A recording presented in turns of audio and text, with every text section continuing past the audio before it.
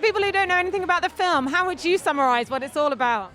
For me, it's about how we view friendship in this modern world, really. What it means to have a friend on your social media versus a friend that you spend your days with and live with. So it's just a conversation, really, for people to talk about, how that means. Because parents specifically are brought up in a very different world to the children. And it's a conversation so that they can understand each other's point of view, really.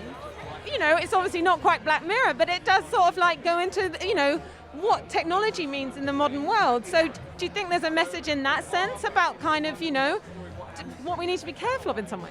I think it's a message to embrace it for its good.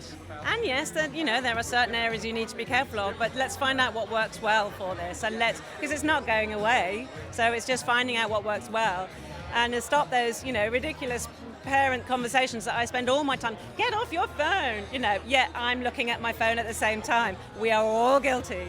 So it's just, it is important to know how best to use it, really, and examine those themes around it. And what an incredible cast doing the voiceovers. How did it feel to have all those people brought together for your film? We just kept getting better and better. All the cast was so amazing and such wonderful natural performances and just funny. So we were very lucky with our writers, Sarah Smith and Peter Bainham, who had a stellar script to give to them as well. And so it just came together very well. We're very proud.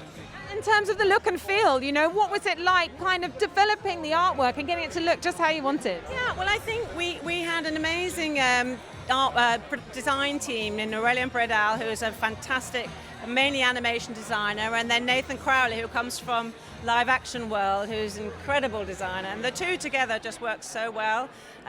We decided to keep the town very realistic, and a sort of North American style town that's very realistic, but then the bubble, the big company that designs all the bots, to be very futuristic.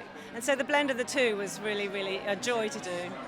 And how does it feel to be stood here today? It's been a long old road through COVID, hasn't it? And here in person at the London Film Festival.